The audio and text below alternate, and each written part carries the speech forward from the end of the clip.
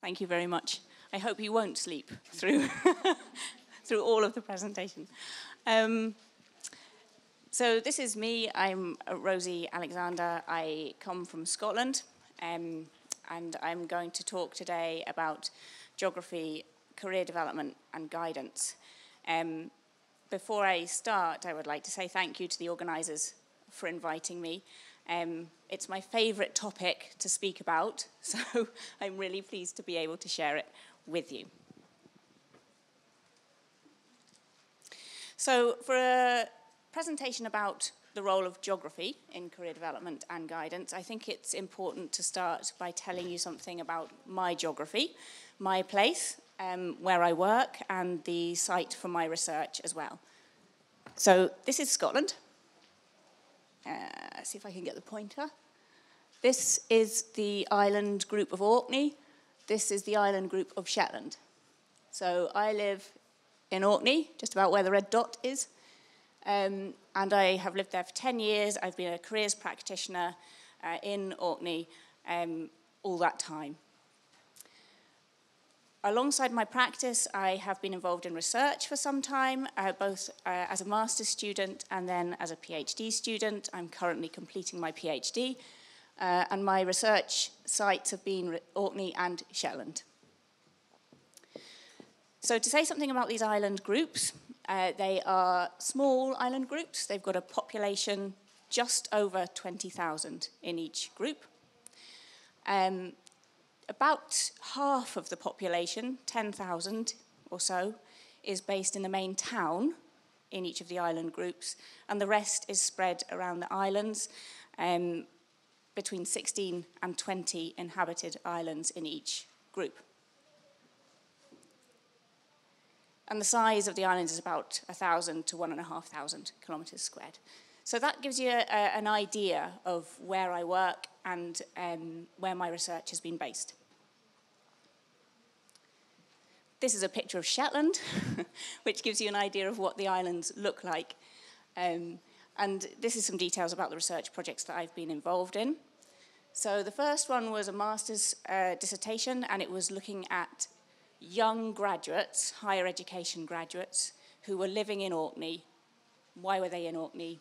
What were they doing? How did they understand their career? And the second one is the PhD that I'm currently completing.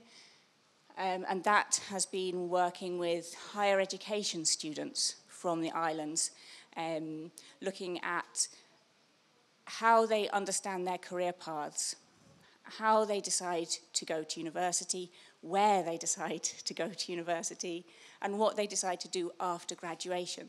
So really trying to get to understand what is the impact of being in a place like these islands on the career pathways of students.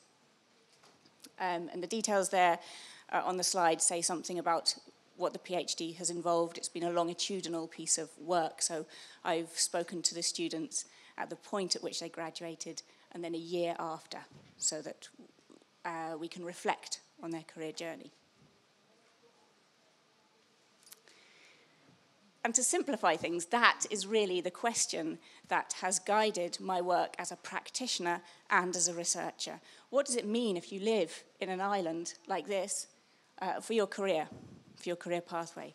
This is Fair Isle. It's an island between Orkney and Shetland. It's a very small island and probably the most remote of all the islands in Orkney and Shetland.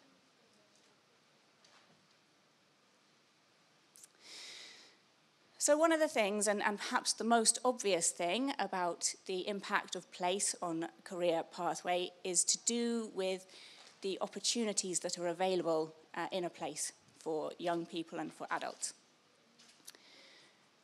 And the key here is that not every place is the same in terms of the opportunities that are available.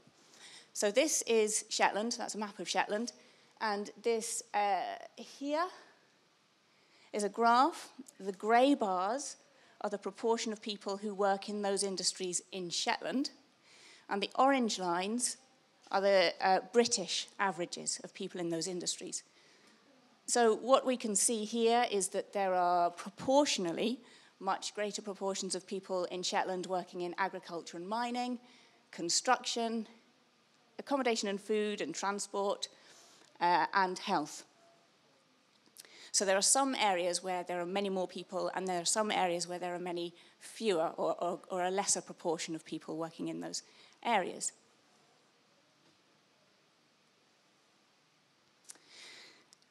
And the pictures give you an idea of the key employers and employment sectors in the island. So we've got fishing, very important in Shetland, construction or electrical trades there. This is tourism. We're a cruise ship destination. This is oil and gas. Oil and gas is very significant in Shetland, less so in Orkney, so all places are different. In Shetland, the salaries are higher than the UK average, the Scottish average, sorry, and in Orkney they're lower. And in Shetland, the reason they're higher is the oil and gas industry and the fishing industry, both of which are very lucrative. It's transportation here and healthcare, a big employer. And so in my research, having a community where these things are key employers has an impact, and there are two main impacts. The first impact is around availability of jobs and availability of work experience. So even for young people who don't want to stay in Shetland, they want to go elsewhere, they want to do something different, they might want to do something that they can't do in Shetland, the availability of work experience can be an issue. So if you want to go and perhaps work in a large hospital, there is no large hospital in Shetland, so the opportunity to take work experience is limited. And I think that's important because we often think about opportunities impacting on people who are less geographically mobile, but this is for people who may want to move from their communities in the future, the actual opportunities that they have around them in school. The other key impact, so as well as availability of opportunity, the other key impact is awareness. So if you grow up in a community where these are the things that you see in your community, those are the kinds of careers that you're aware of. And a good example of this is oil and gas. So oil and gas is a big industry in Shetland and less so in Orkney. In my research, when I speak to students from Shetland, a lot of them refer to oil and gas. And this is not just people who have family who work in oil and gas. It's not just people who've got parents or siblings or aunts or uncles who work in oil and gas. It's people who don't have those family connections, but the industry is very present. So it becomes a reference point. People refer to their opportunities relative to oil and gas. So they say things like, I know that I could earn more in oil and gas, but... So that's one way that place impacts on people, the availability of opportunities and the awareness of opportunities. And actually, one thing I should say here is that this is not the same for everybody. So some young people who are very embedded in their communities, this is much more of an issue, and other young people are less embedded in their communities. So people who grow up in Orkney or Shetland and all their family are in Orkney or Shetland, this is much more of an issue. But if you have moved to the community, maybe within the last year or 2 years, you might have family elsewhere, you are likely to have more contacts with people in different industries, and you're also more likely to have the ability to go elsewhere to access work experience or access opportunities. So there's real impact of place, but it's different for different people.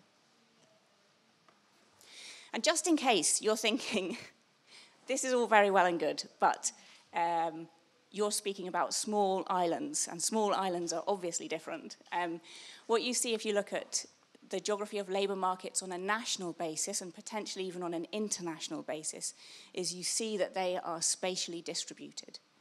So there are different numbers of people in different sectors in different places. So this is the UK. This chart here is the percentage of employees in manufacturing. This is the percentage of employees in health. You can see that these are industries that have a spatial distribution, if you like. So manufacturing, proportionally, more people in this kind of area are involved in manufacturing than in the very remote and rural areas and than in the very urban areas.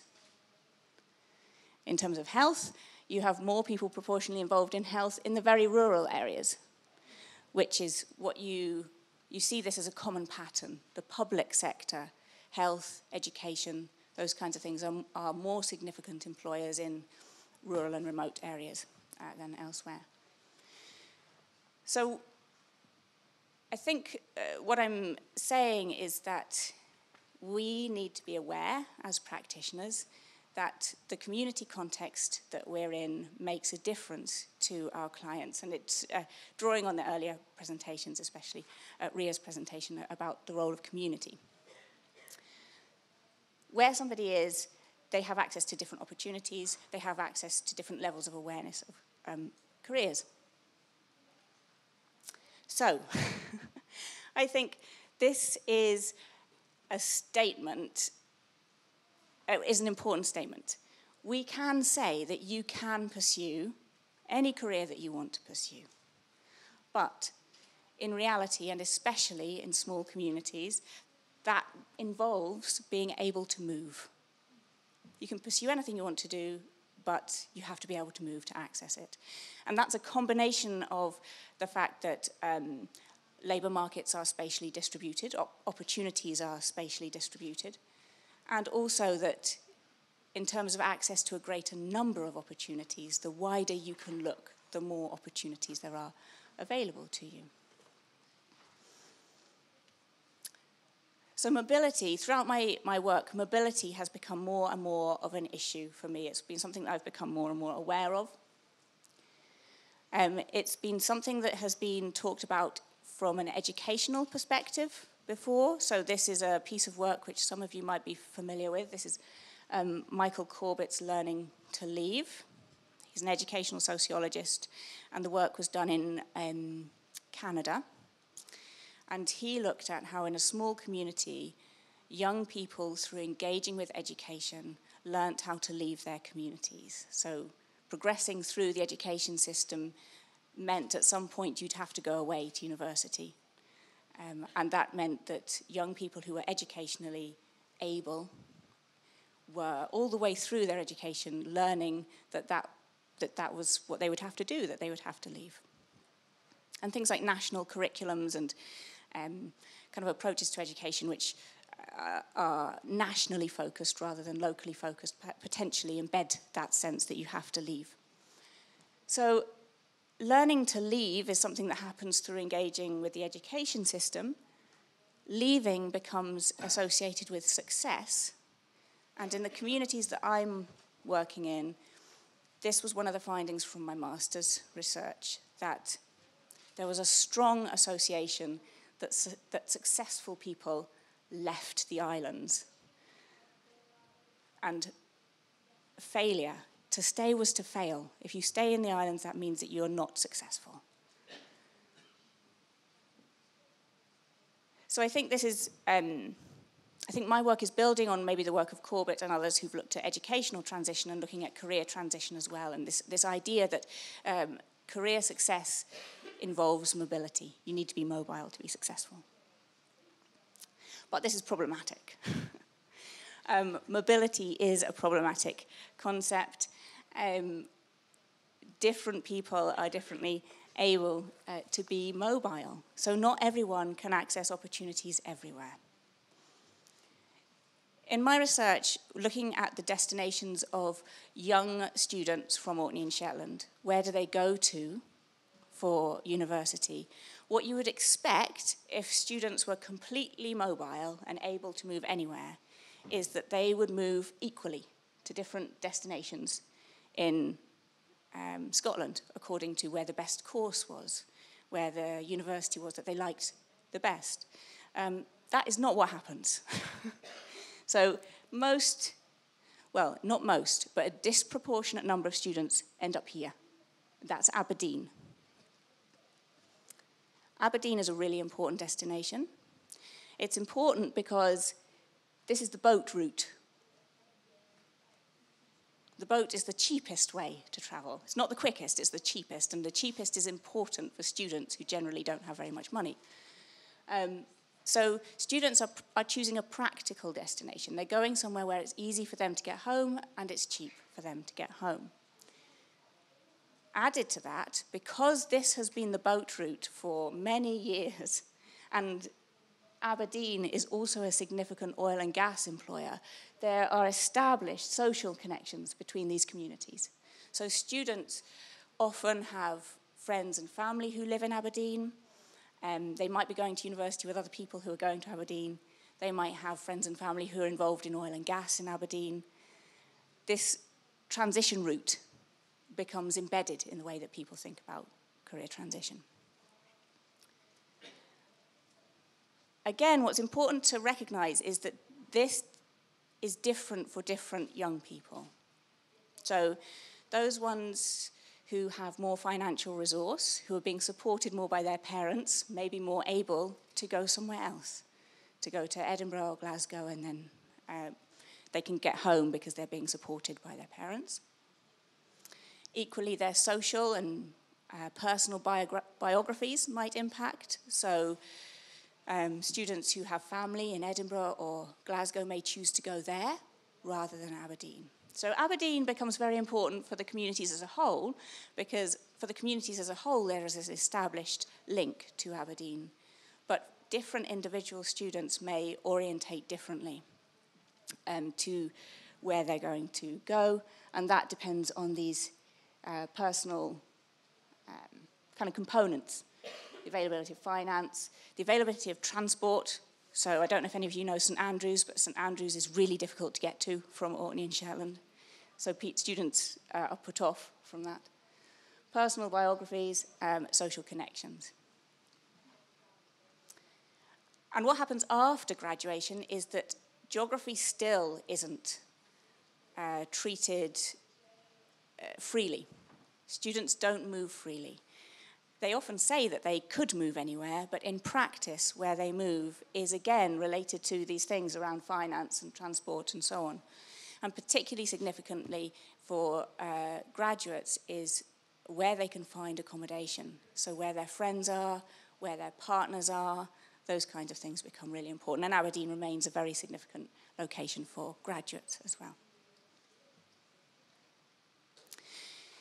So this is something I should have said. These references are just two bits and pieces of further reading, recent publications, I guess. And in one of the recent publications, I've thought about what mobility means in terms of social justice, using the concept of spatial justice. So the fact that individuals are not equally mobile means that some people are less mobile than others. Those people where mobility is more of an issue are more likely to be remote, because then you've got a much bigger issue around transportation and the cost of transportation. Those people who have family who are mostly co-located, all in the same place. If you've got family elsewhere, it's much easier to move and you're more likely to be familiar with other places. Those who lack financial resources. Those who've travelled less in the past, if you're less confident about travelling. Those without university education, so the higher your level of qualification, generally the more mobile you are. Those with caring responsibilities. This was a surprise to me, but in my research, young students in their 20s often, well, a surprising number of them had caring responsibilities, which meant that they didn't want to leave because they wanted to care for elderly relatives. And from a non-UK, non-European perspective, from different parts of the world, of course, we can think that mobility is something that we treat as our right, almost. But not everybody is equally mobile, and not everybody has the same freedom of movement depending on their country of origin. And actually, even in my research, kind of legislative boundaries make a difference. So in Scotland, the funding for higher education is different to England. And what that means for students in my research is that they don't go to England. They go to Scotland, but they don't cross the border, even though those places are quite close in some respects. So this makes me think that we should be thinking about mobility as an issue of social justice, and we need to be really aware of it in our practice. So what do we do? How can we work with mobility? How can we work with place? Is increasing mobility the solution? Do we just try and help everybody to become mobile so that then they can access all the different opportunities that there are out there? I would say that's problematic.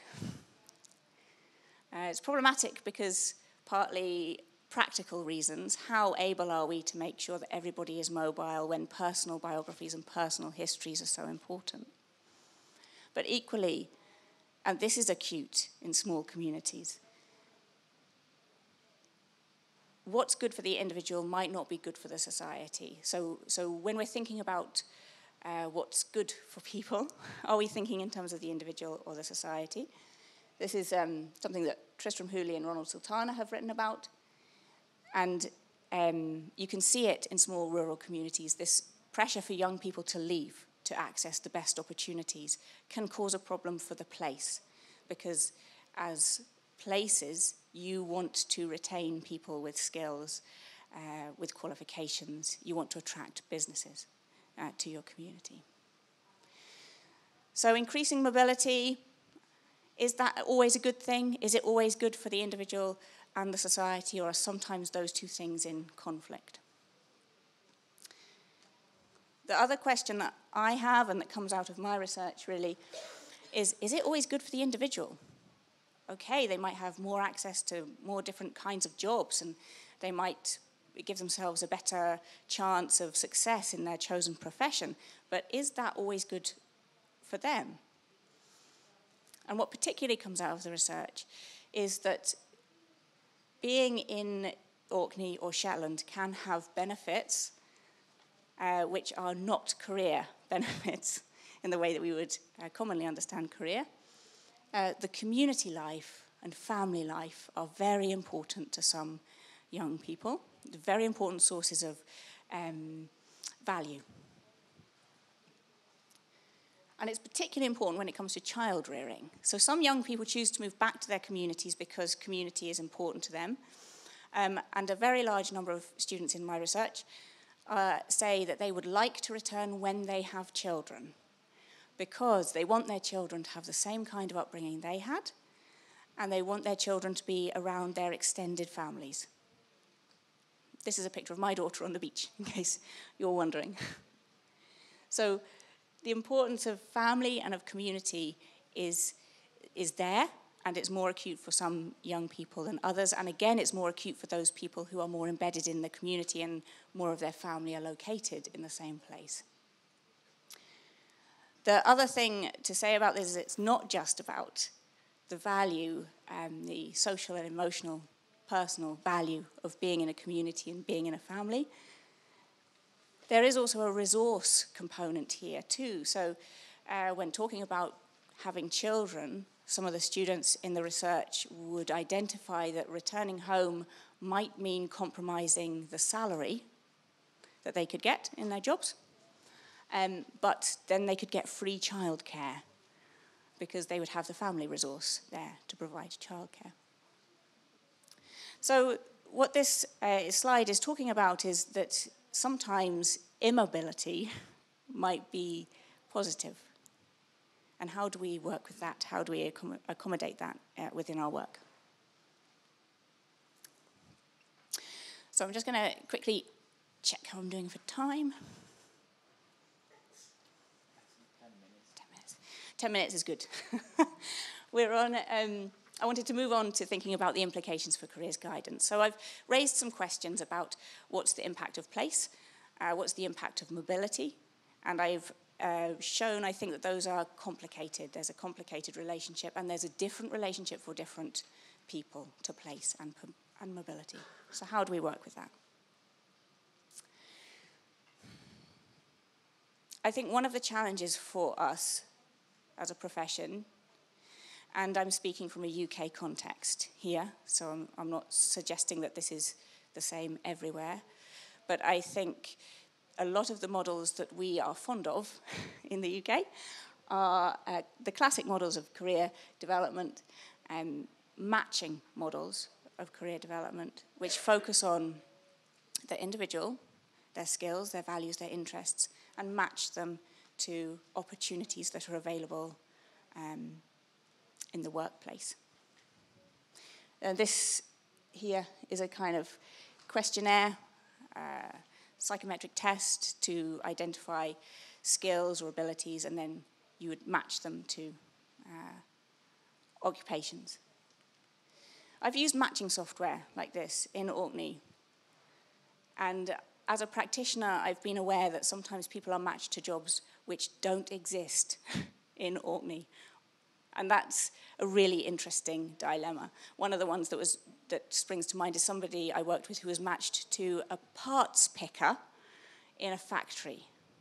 We don't have any large factories in Orkney. That job does not exist. And equally, that person, bearing in mind their background and educational levels, was also somebody who was unlikely to move. So it seems to me that this causes us a dilemma. So I think that there's a risk for us if we talk about career matching and we talk about careers generally, what kind of career might you be suited to, that we may overlook issues of geography, we may overlook issues of mobility, and we may run the risk of normalizing mobility. So this idea that actually let's think about careers, let's think about the kind of career that might suit you.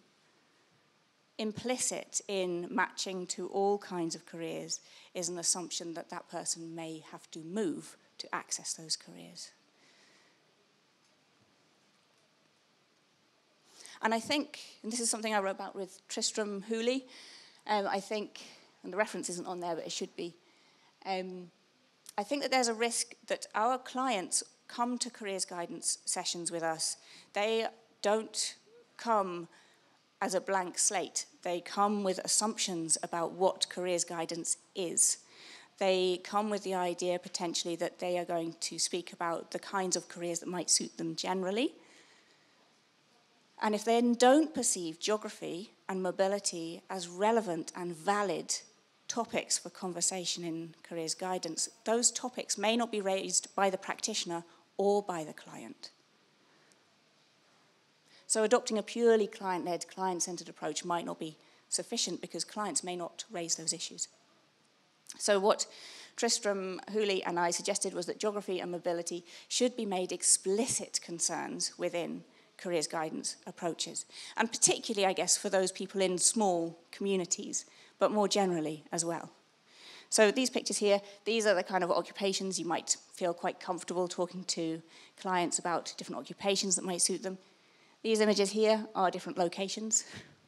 And one of the things that I've found that I do as a practitioner in Orkney is I will ask students, adults, yes, what kind of careers they might be interested in, but also, where do you see yourself living? And beyond that, taking it beyond just where do you want to be, thinking about what are your resources for movement? How able do you think you would be to move? What might it be like to move? To try and address this assumption of mobility, so the idea that anybody can move anywhere, and actually start to look at what would it be like in practice for you to move? Where might you move to? How would that be? And then in a recent paper, I've started to think about more broadly, what are the kind of positions that we might adopt as practitioners to issues of mobility and issues of place? And I've suggested that there are two ideological standpoints as practitioners. If we understand that mobility is an issue, if we understand that geography of labour markets are different in different places, we can either adopt a mobiliser position or an integrator position. A mobiliser position believes that the best interests of a person are served by becoming mobile. So this is a position where you would think about, okay, this person's best interests in terms of their career will be to move. So how can we help this person to move? An integrator position recognizes that career progression, availability of jobs might not be the only thing that's important, and life and other lifestyle factors may also be important. And this position recognizes that we may need to speak to people about life choices holistically, not just about careers and employment, and we may need to help people adapt and think creatively about the opportunities available in their local area. I'm not suggesting that these two positions are mutually exclusive. So I'm not suggesting that you always either adopt one or the other. But I think as practitioners, we switch between the two, depending on which clients we're working with. Although having said that, I also think that depending on our own beliefs, we're more likely to fit into one category more often than the other. And this is where that question of reflexivity, reflective practice, ethical practice becomes really important, because we need to be reflecting on what is our standpoint with this person about mobility and place. How are we responding to them? How are we supporting or impeding their mobility? What's our position with them? The other thing to say about these two positions is that, and I think this is important, is that if we think about geography and place as important, both of these positions suggest a wider role for careers services than would commonly be assumed. So with the first one, if you're thinking about mobilizing people, then your conversation is not just going to be about careers and jobs. Your conversation is going to be about ways of increasing your mobility. So opportunities to go traveling, opportunities to go and explore different places, opportunities for funding, identifying financial and other ways of overcoming barriers to mobility. The integrator position is much more focused on a sort of counselling approach, looking at somebody's whole life and not just careers and employment and other ways of finding value and meaning rather than simply just through paid work. So that's two positions, and these are positions that I'm kind of developing and theorizing at the moment. So to draw to a close, then, I think these are my main conclusions. I hope I've managed to demonstrate that geographical space is important. It impacts on the availability of different roles. It impacts on awareness of different options. If we think that everyone should have equal access to all different jobs, then we are also supporting an assumption of mobility, that everyone should be mobile. But mobility is a problematic concept with different individuals differently able to move. And we can also raise questions about whether moving is always a good thing.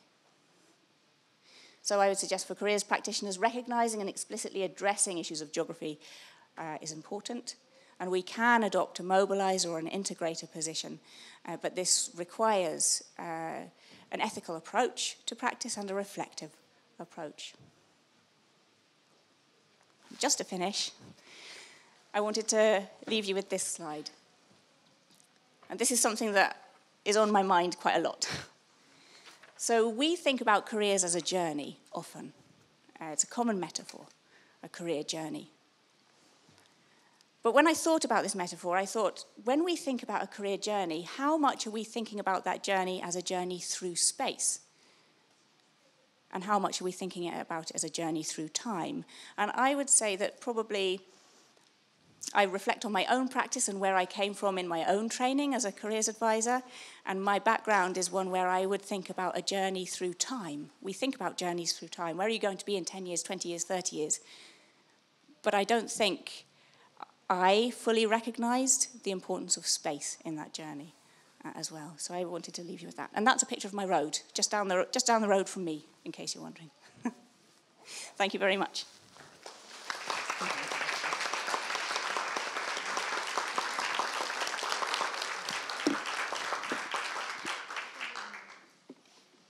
Tak je čas na otázku ještě, nějakou jednu třeba, připomínku, námět. questions?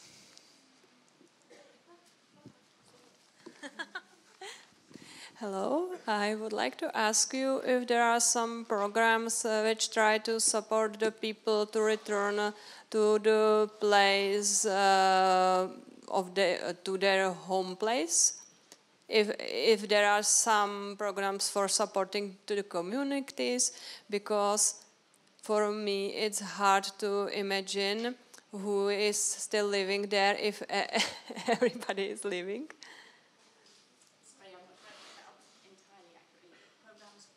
If there are some programs of projects or support for the people to keep them or return them to the islands? Yes. So the Regional Development Agency for the North of Scotland has an objective to bring young people back to the Highlands and Islands. And one of the programs that they have implemented is a placement scheme for graduates. So to create graduate jobs that graduates can go straight into from university in the Highlands and Islands. And the important part of that scheme is that they offer a subsidy for employers, so that employers can take on a graduate in a relatively inexpensive way. So there are some projects that seek to bring young people back.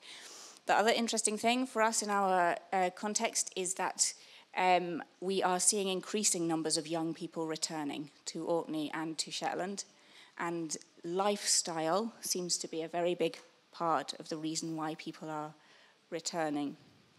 I'm not sure whether there are other issues as well in terms of the difficulty of maybe accessing certain kinds of work immediately after graduation elsewhere. So if you don't go straight into a graduate job elsewhere in the UK, then maybe the appeal of coming home is greater.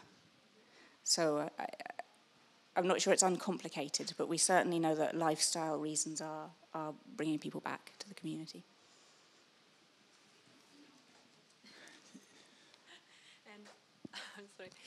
Do you think there is a growing importance of IT or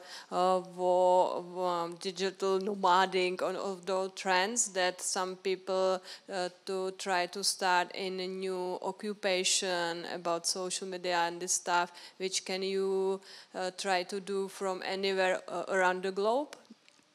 Have you noticed this trend? The use of digital technology to mean that you can... Yeah. Yes. So that's a question I'm asked quite a lot. My experience in Orkney and Shetland is that people can work from home. I work from home.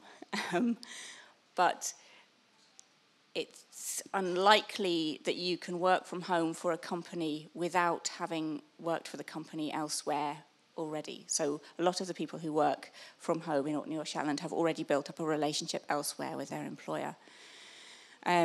We do see a high level of start-up businesses and small businesses, and I think entrepreneurship is a really important part of rural economy and is, if you're thinking about the integrator position and thinking about ways that you can encourage people to be creative, stay in their place but be creative about their career, then thinking about entrepreneurship is certainly one thing to look at.